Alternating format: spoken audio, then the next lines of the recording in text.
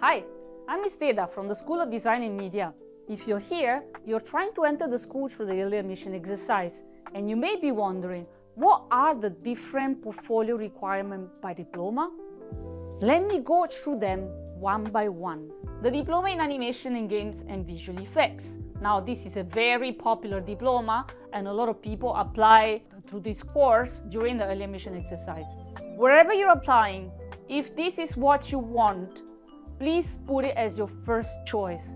Some courses are very popular, and when it comes to calling in for tests and for interview, they will look at your choice, and your choice do matter to them. Just to give you a little overview of what this diploma does, of course, they learn foundation, and then they go and apply this foundation through a standard pipeline, which will go from creating the storyboard, to the 3D modeling and 3D animation, all the way to the finished product and compositing, rendering, beautification of the shots. Now, this can be applied to a 3D animation or to a game.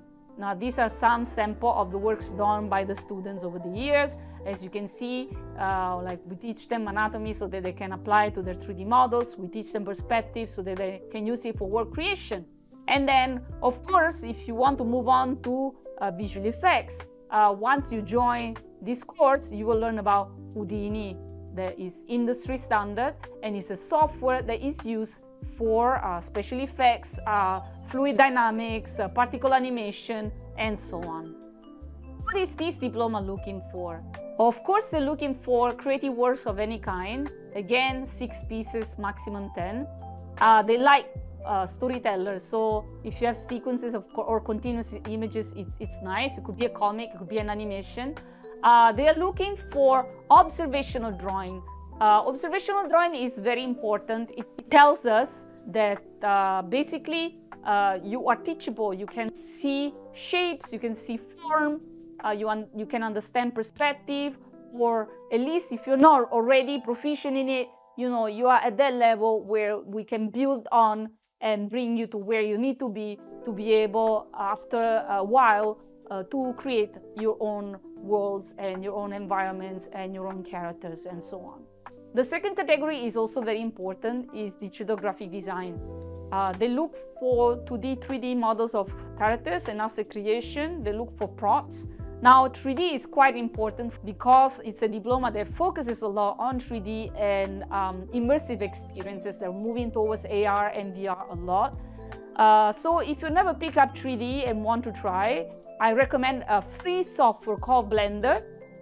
And you can look at some tutorials online. Start off very simply with the donut, but please build on top of that, because a lot of people has been doing just the donut over the years. It's just become something expected. But there are other fun tutorials, like doing the a little bedroom, or doing a little object. I do not recommend trying organic modeling. It is very hard. It is so hard that even in our school, you don't tackle organic modeling until you're in year 2. Please stay away from characters and just focus on either objects or little environments if possible, like little cute 3D illustrations. Of course, they will look for infographics of all sorts, some digital illustration, pamphlet design. Then you can move on to concept art and illustration. Now, I know that a lot of people comes with a lot of characters in their portfolio. They are not really looking for a whole lot of portfolio. They are solely made of character design. Please do not be a one-trick pony. Rather focus on variety. Try to limit the number of fun arts that you put in your portfolio. It doesn't really tell us how creative you are. It just tells us that you're a draftsman that is able to copy somebody else's design. But if you do put fun art, please specify it is, because unless specified, they will always assume it's your design. And if you take credit for someone else's design, then you're not being honest now, are you?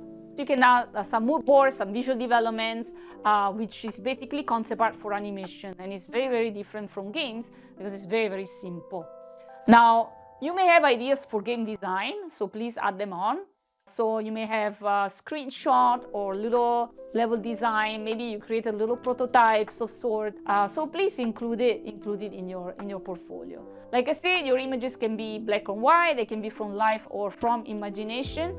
But do put the appropriate importance on observational drawings, because you will be doing a whole lot of it in the first 2 semesters, and they are very, very important, and they're the foundation of your career. Now, here are some examples of the observational drawings. I've been talking about it for very, very long. I put the name of the students whose portfolio was volunteer for this slide. They all came in through early admission exercise, and they are all in the animation, games, and visual effects diploma.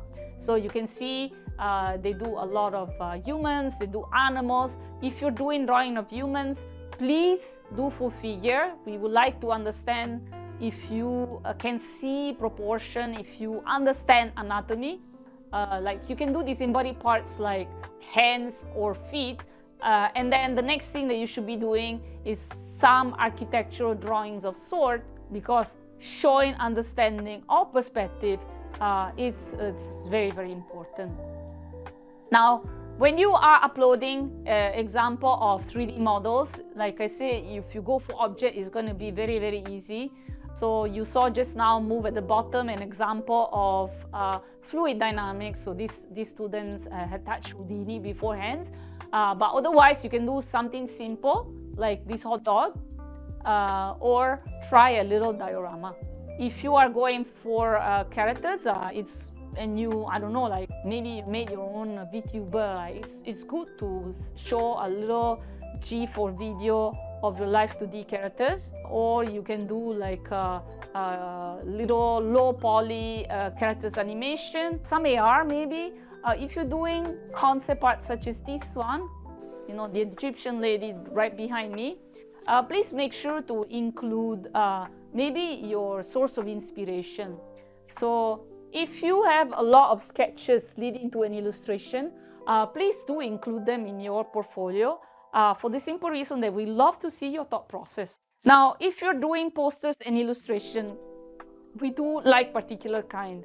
You can have all kinds of styles, but it's preferable to see characters in an environment, if possible, to see if you understand the characters do not float in space, and then, you know, in an illustration you're trying to tell a story. They could be informative kind of illustration. This is a fun art here of House Moving Castle, but it's a nicely designed poster. Maybe you have some environments, and other things that you can include are storyboards, particularly if you work on a project. Feel free to include them.